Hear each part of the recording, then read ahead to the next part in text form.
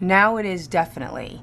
It wasn't so much back then when I was doing it, but now it's definitely important. Musicians that don't know their business have a very hard time staying, competing with people that do. When Snoop says keep your mind on your money and your money on your mind, he's not kidding, you know what I mean? You have to really know what's going on. You get lost in the shuffle. And I could tell you, like the clients that I have at my own firm, the ones that know a lot about their business make a lot more money than the ones that don't. And, they have the same level of success. So it's interesting. I think that you need to really understand the music business to be able to compete. You don't have to know the intricacies of your recording agreement and what the specific deal points are, but I think the more you know about the business of music, the more you're going to be able to compete on that level. It's just, way back when guys used to show up at the whiskey with contracts in their briefcase, those days are over. It's a very competitive, very consolidated market. And those that know how to get around, just knowing where the bodies are buried, allows you to move forward at a quicker pace than someone who doesn't know a lot about the business.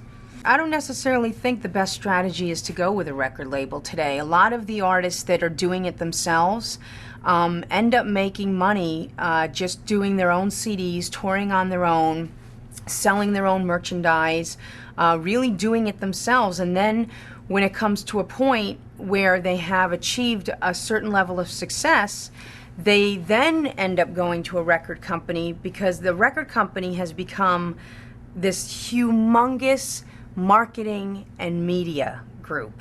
I mean, you don't need a record company anymore to exploit your records, it's like this huge, you could do that on your own. They just take you from selling 10,000 CDs to 1 million CDs.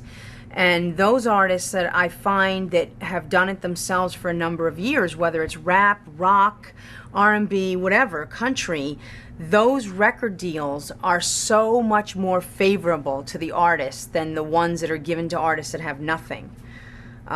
It's hard to negotiate, on behalf of someone when they have no, what the record company calls, commercial or viable success. You can't quantify it.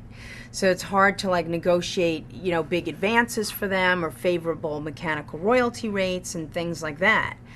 But if you have an artist that's been touring in a van for 4 years and have sold, 50,000 CDs and has been on the Warped Tour 4 times and, and has their music in, the American Pie soundtrack and things like that, I mean, those types of record deals are very favorable to the artists. Yes, that the music business is really a business. People don't understand it. In the first 3 hours of my class, I see people leave white as a ghost because they know, you don't know what you don't know. And the bottom line is we sell records and songs, but it's no different than selling green cars. I mean, today the green car is hot. Today green car is $19.95. I'm going to sell 25 green cars today so I can make the chart and I can be the top green car seller in today's music market. And I got this guy helping me and this guy. It's the same business. It's the same business model. We're in the business of selling music. And it's a business. And if you don't make money in the business, nobody wants to deal with that. So people might have great music, great songs, great persona, great attitude, but if they don't know how the business works, they're going to get lost in the shuffle because it's all about making money in music. And once you learn how to make money in music, then everybody wants to work with you. It's that easy. I have film composers, television film composers, one in particular. This guy is so business savvy. He writes music for all the reality shows.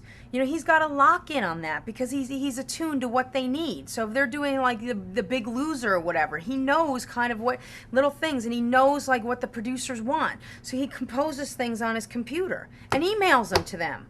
Before they're even ready to ask for music. But he understands how the business works, and he understands who the producers are, and he has relationships with them. So before producers are even looking for music, he's already got it in his head what they need.